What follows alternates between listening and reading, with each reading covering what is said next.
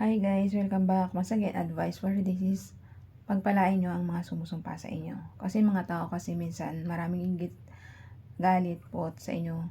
Minsan din nyo alam na sinusumpa na pala kayo. So yung mga taong galit sa inyo, inggit sa inyo, na sinusumpa na kayo, na sobrang galit at pot sa inyo, hayaan nyo lang po. Manalig manampalataya sa ating nag-iisang Diyos Ama, Diyos Anak, at Diyos Espiritu Santo. Pag pinapanalangin po natin yung mga may mga taong may galit sa atin, napupot sa atin, at sinusumpa tayo, panalangin lang po natin sila na maligtas sana yung kaluluwa nila, magbago sila, linawan at pasukin ng puso't isipan nila ng ating Diyos Ama para maligtas ang mga kaluluwa nila na nalulunod na sa kasamaan, nadala ng demonyo. Ang mga taong ito gumagawa ng kasamaan para sa kapwa-tao nila, pinapasok kasi sila ng masamang demonyo o espiritu sa puso't isipan nila. Iyan po ang ating kalaban dito. Tayo pa mga normal na tao, ang kasandata lang po natin para maiwasan natin mga demonyo na to na pumapasok sa ating puso't isipan. Dasal lang po ang ating sandata. Araw-araw tayong magdasal o oras-oras. Nagdasal ka ng Ama namin. Pagdasal mo na huwag kang pasukin ito. Patatagin mo ang pananampalataya natin sa ating Diyos Ama.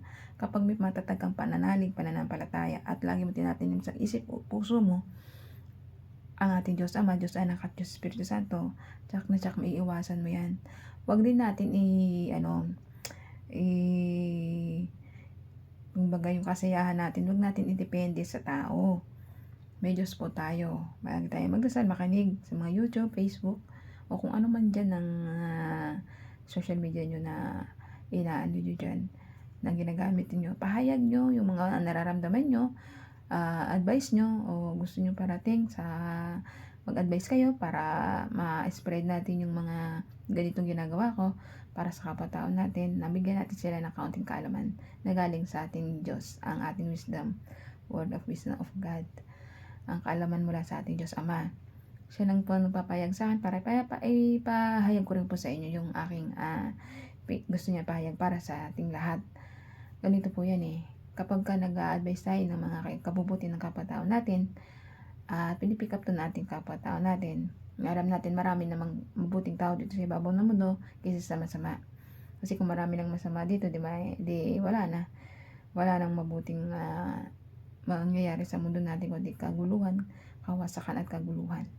Pero kapag isang tao may mabuting puso, isipan para sa kapwa-tao niya, hindi gumawa ng masama para sa kapwa-tao niya, at higit sa lahat may Diyos na umiiral sa puso't isipan niya, ay hindi ito mag-iisip ng kung ano naman masama para sa kapwa-tao niya, bagkos yung mga taong napupot ng katin ng galit sa kanya ay papanalangin niya to para magbago, maliwanagan ang kanyang isip at puso na wag nang gumawa ng mga masasamang gawa.